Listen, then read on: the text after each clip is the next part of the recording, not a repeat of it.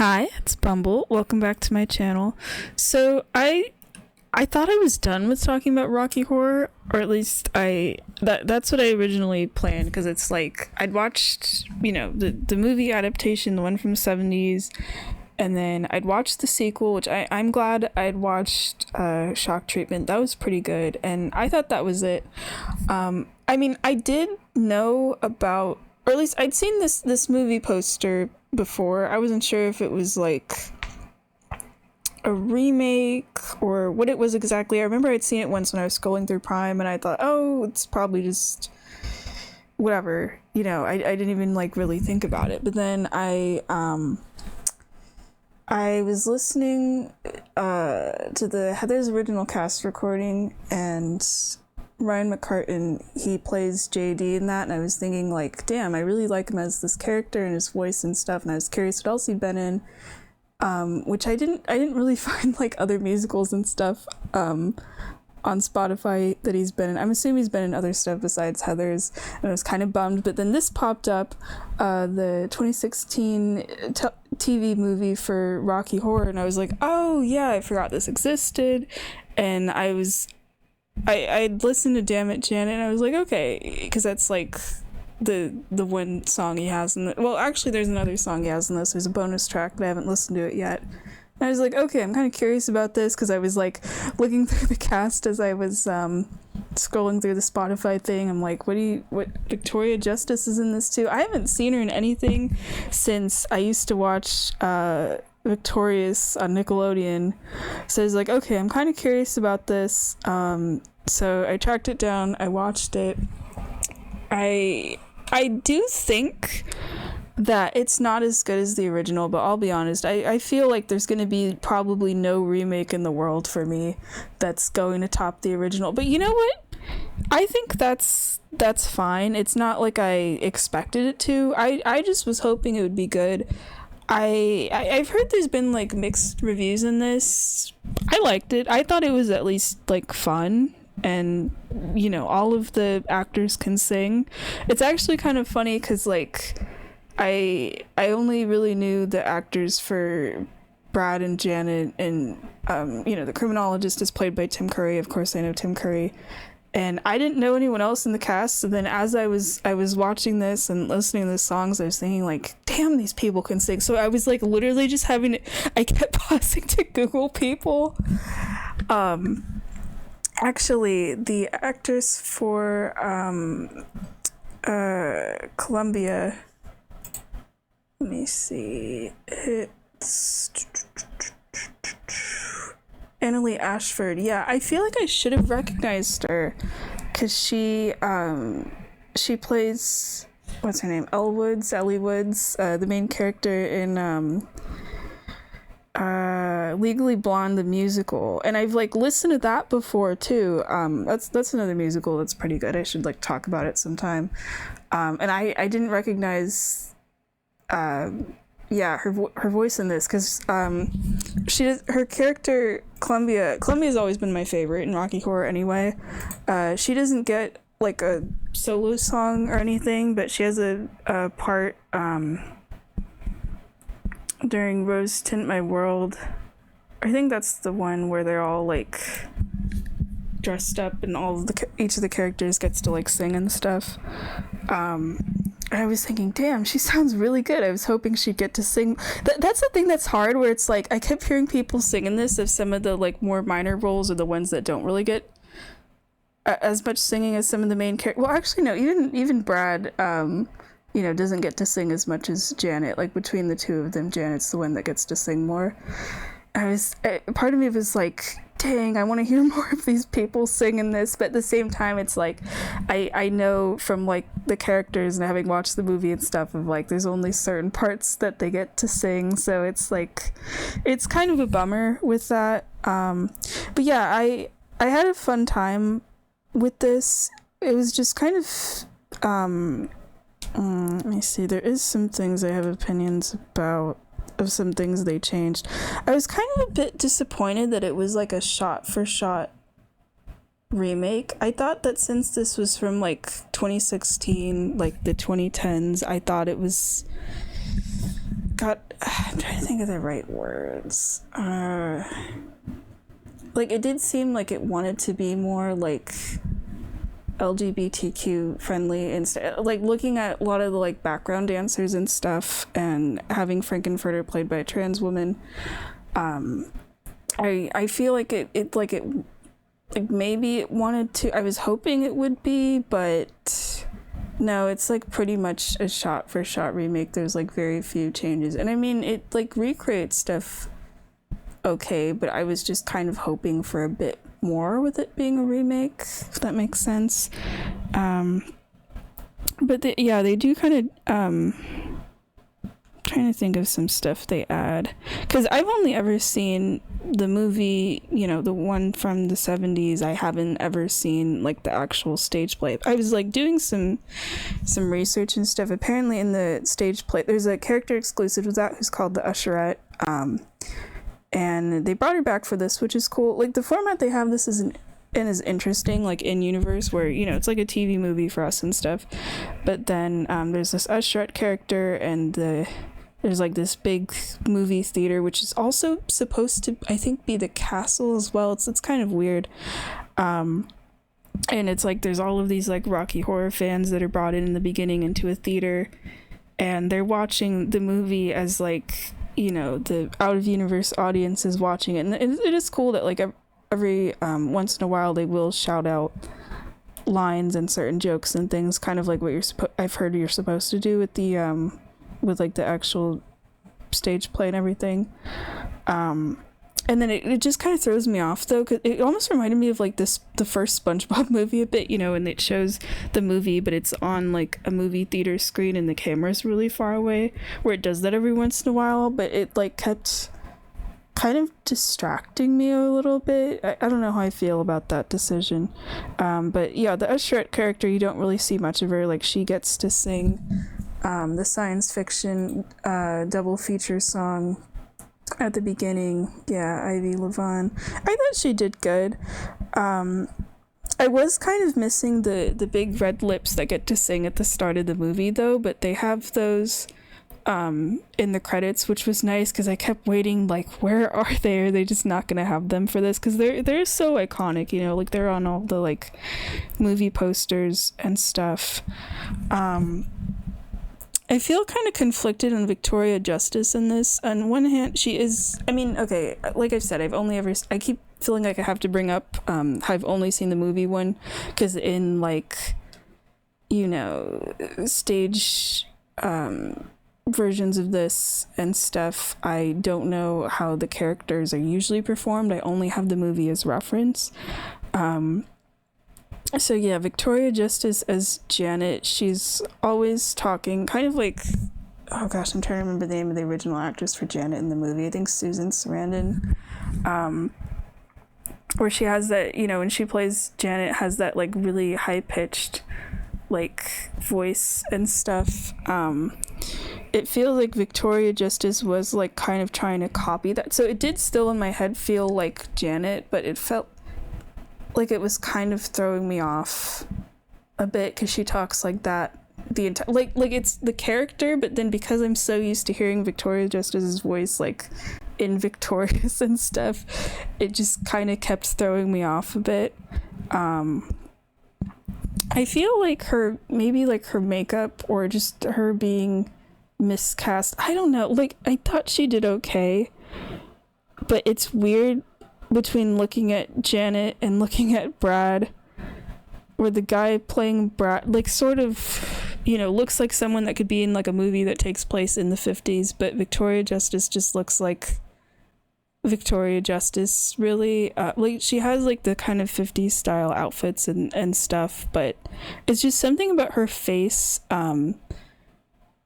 She looks like too modern, and I know that's just like her face or whatever. Like I said, maybe they just needed to give her like different makeup or something. It just kept kind of throwing me off. Let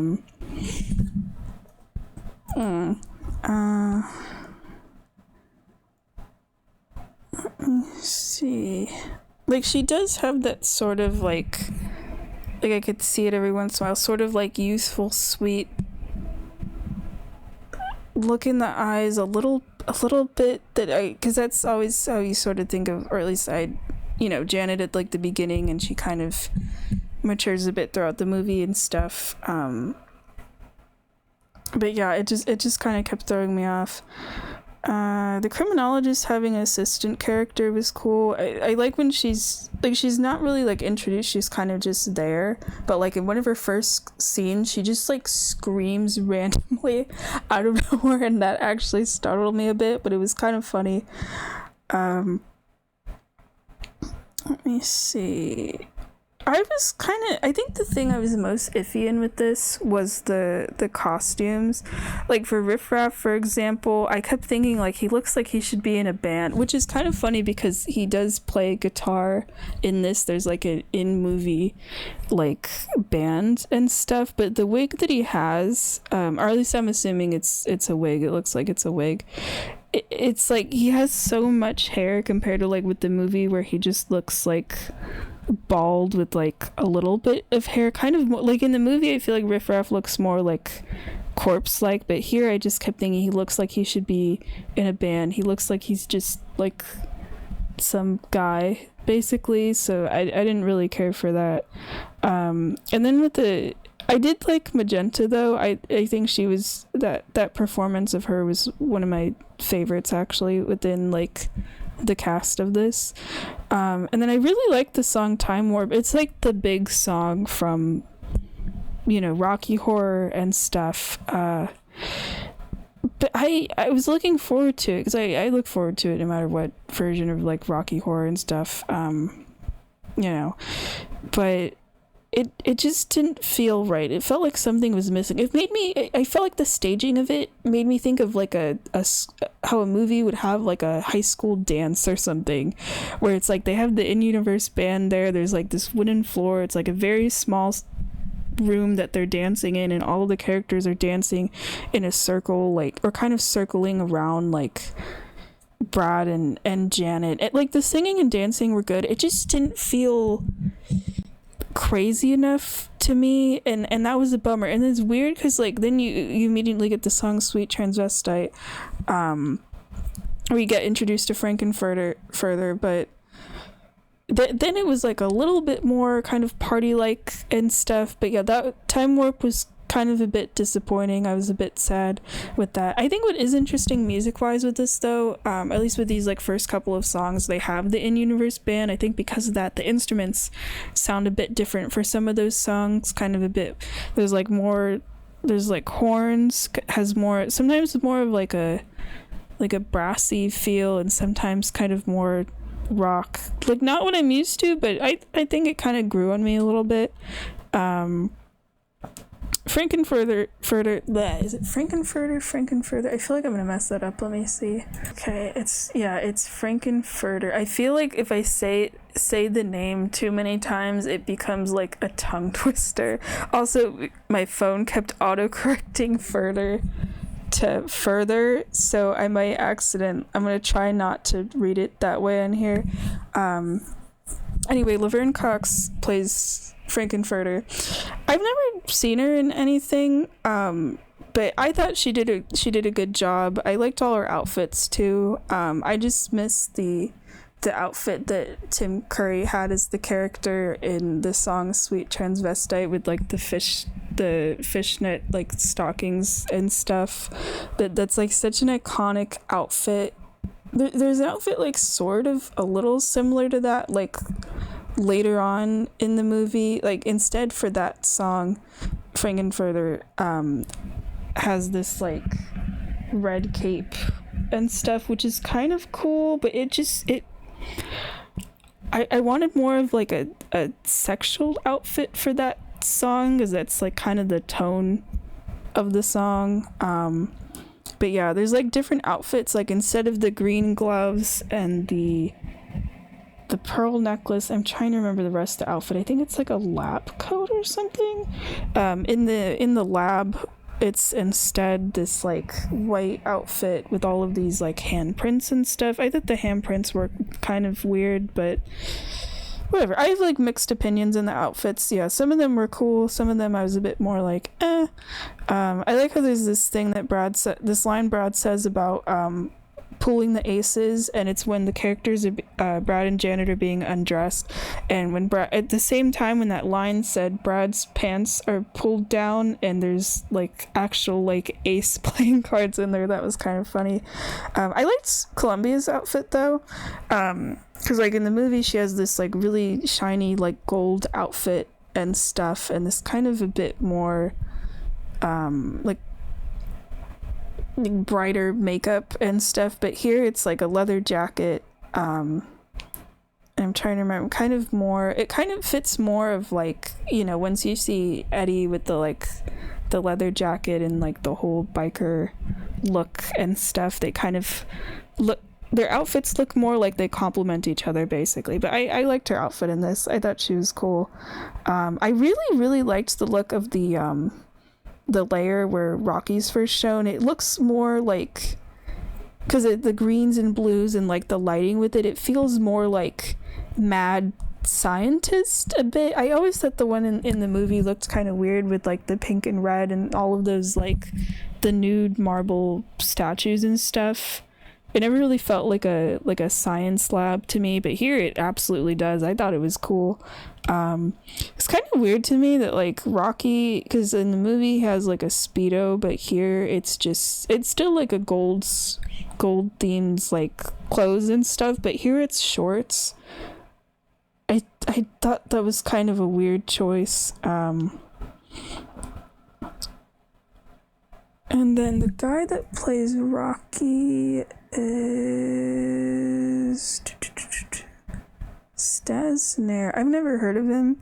Well, I mean, there's a lot of people in this I haven't heard of. I feel like his voice sounds more like pop vocals. It felt kind of weird and stuff. Like he looks the part and stuff, but vocally I was kind of a bit more like, Actually, I think my favorite thing in the lab, back to kind of talking about that, there's this like stained glass art that you see. That's that one painting of God and Adam touching, but then one of the hands has like Frankenfurter's gloves and nail polish. I thought that was cool, especially because I noticed during the pool scene they don't have those mosaic tiles, which is that like painting. I was like looking for that and I'm like, where is it? But I think that's probably why they had the stained glass. And then they changed what happens with Eddie. Instead of coming out of the freezer, because he was originally like frozen in there by Frank, instead he busts out through a window from outside. That was actually really cool. Whenever I see a scene like that in a movie, I always think of Miss Piggy doing that in the Great Muppet Caper. But I actually liked that change. I thought it was neat. And then Adam Lambert plays Eddie, and I'm always excited to see him in anything, honestly. But I feel like he's kind of like the last person I would have expected for a character like Eddie. I actually didn't recognize him at first, till I was like looking through the cast later. If anything, I would have expected him as like to play Frankenfurter. I feel like he would have done like a better job with that. And now I'm thinking like, I mean, even though I thought Laverne Cox did great, I really liked her performance. Now I'm thinking like, dang, I do want kind of a version of this with Adam Lambert as Frankenfurter. But yeah, the song Hot Patooey is always a fun one. There's a guitar solo in it that I don't really remember. Maybe it was always there, but that was cool. And then they change it where instead of Eddie getting attacked by Frank with an axe, instead he ends up getting stabbed and then falls out of a window. I feel like it didn't really feel as scary or brutal that way, especially because like the camera work during that scene in the movie, it does feel like, yeah, a murder's about to happen and stuff, especially because you see the two characters go inside of the freezer and only one of them comes out and is covered in blood. So I didn't really care for that change. I would have preferred the axe. It didn't feel as harsh. And then in that scene when Frank is going to have like sex with Janet and Brad. I liked that in the movie it was just like silhouettes and like the lighting in those scenes being like, I think, pink and blue, but then here instead of that you can just see everyone. I feel like it makes it less kind of mysterious and sexual. They do have like voiceovers for like when Frank's pretending to be Janet and Brad, so it does make it like a little bit more kind of convincing. And then the area where Rocky sleeps is different too. It was kind of weird because I remember it being like this really fancy like black bed. I think it was like a black swan or something because it was supposed to be like a wedding suite, but instead he's in this like dank basement that looks really crappy. I'm like, why is he being kept down there?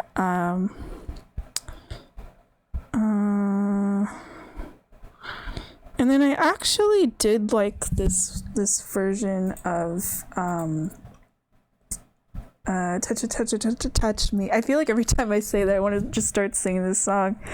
I think I like Victoria Justice's vocals a bit better than in the movie. It feels like a little bit more kind of whispery. It's just like the song was good, but then the visuals for it were weird, where it's like, you know, her and Rocky, but they're just kind of messing around in the bed, but not in, I don't mean messing around in like a sexual way, they're just like kind of like literally playing around in there, but she's like still moaning throughout the song, so it doesn't really match what's going on the screen. Just kind of makes it feel more dorky. And then every time they have someone in a bed in this, it's like the same giant bed with like the gold curtains or whatever. It felt kind of distracting. I thought Dr. Scott was pretty cool because then he ends up getting introduced. I don't remember him having like massive eyebrows though. He kind of has more of like a kooky professor sort of look in this that I kind of liked. Because Ben Vereen, he's someone I hadn't heard of either. I think his performance as Dr. Scott I also really liked, especially whenever he would sing a high note. I wasn't expecting those high notes to be so good. They were actually really pretty. I was also looking through Spotify and I was like, oh, okay, he was in the original cast for Pippin. That makes sense why he like sings so well. Now I'm gonna have to check that out too. But there's this one part that was really funny where Dr. Scott, it's like the one time I think in the movie where there's like a direct fourth wall break where he's talking to the camera about like aliens, and then Brad slowly kind of moves into frame and just gives him this look of like, who are you talking to? And then it's funny because it goes to the next shot and Frank is talking and the shot goes back to Dr. Scott and Brad, but they're still in that position with where they're facing as if they're talking to the audience, but they're just staring. You know, you could see they're not like staring at anything. That got a laugh out of me. And then okay, what's that song that Dr. Scott sings? I'm trying to remember. It's just called Eddie. That's actually one of the songs I didn't know the title of. As there's a line about like a teddy bear, and Dr. Scott pulls out a teddy bear at the start of the song and sets it on the table, and I noticed that Brad then stares at it, and I'm curious for the actor if that was just like part of like what he was supposed to do in that scene or not. But the bear, it like almost falls, and then Brad sets it back, like sitting up in like a very gentle way, and is just kind of looking at it during like a part of the song, like kind of distracted by the bear trying to get it to sit up. That was cute. And then it's able to just sit up for the rest of the song without any assistance. And then I like when Eddie's letter ends up getting written, that's like the warning to Dr. Scott. It then shows Eddie and he's like standing by this window in the rain. It's like very dramatic. It's like a short bit, but I thought that was a cool addition. I didn't like that when they get frozen, they don't become marbles to match the like the marble statues that were originally in the lab in the movie, they're just frozen in their poses.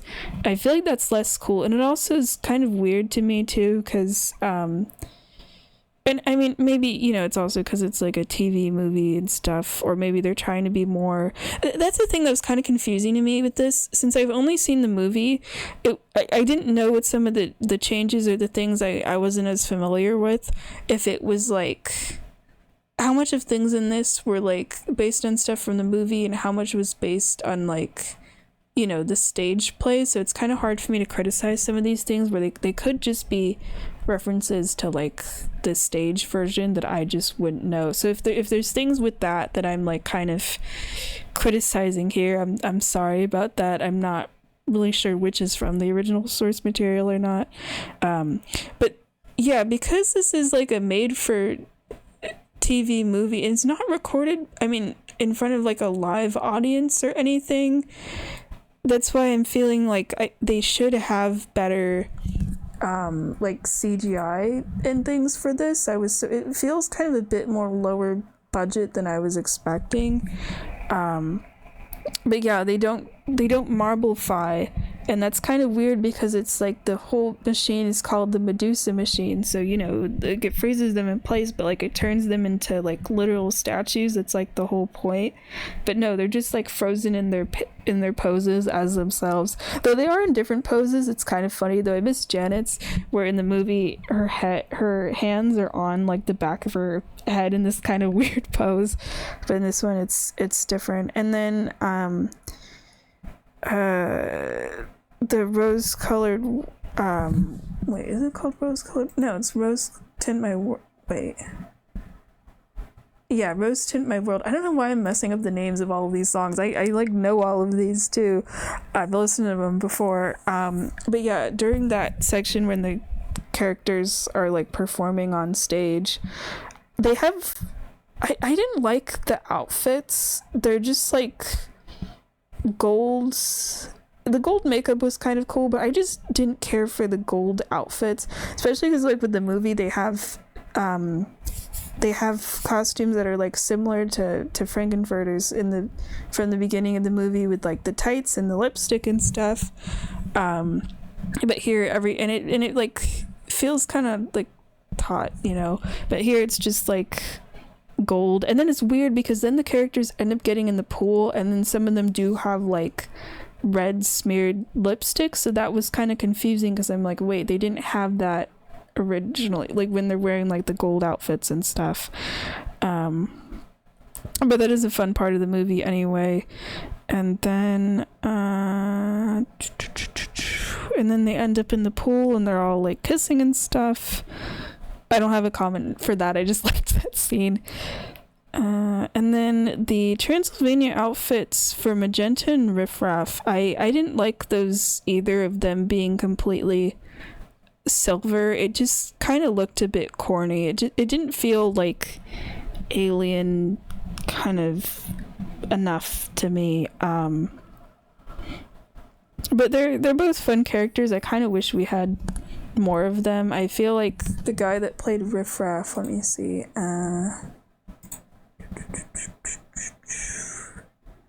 Reeve Carney. I think I'm gonna look into him too to see what else he's been, because I thought he did a good job for Riff Raff, especially the vocals during the part when he's singing to Frankenfurter about we're gonna leave you here and we're gonna go home to Transylvania, really sounded like how the character sounds in the movie. And then the song Superheroes was good. That's like the time in this I was surprised where Victoria Justice kind of sounds a bit more like herself and less like trying to sound like Janet. It was just weird watching that scene, because it's like the characters, they're on the ground outside of the house and the house is gonna get beamed up.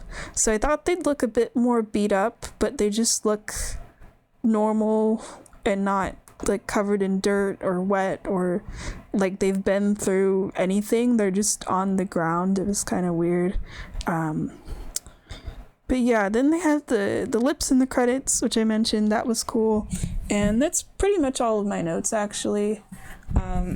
So yeah, I did have some things with this that I thought were kind of weird choices. I think mostly costume things, but I'm just glad that they had people, like everyone in the movie, could sing and could sing well. And that's, I feel like whenever there's like a made for TV adaptation of a musical or any kind of like, I mean, I know this is from 2016, so it's like 10 years ago, which is like wild to me. But I always feel nervous when it's like, especially nowadays, like a movie, a remake or whatever of a musical or something, where I'm thinking like, okay, don't just have like famous people for this, please have people that could sing. So the fact that everyone could sing and I liked their voices and stuff, that was the big thing I was concerned about. But yeah, I mean, I am a little bit bummed that it's like a direct, like shot for shot remake. I kind of feel like they could have added more. But for what it was, for like a TV adaptation and stuff, or that makes it sound like it's a TV show. No, like TV movie. I thought it was fine. I had a fun time with it, and I think that's, at the end of the day, that's kind of what matters.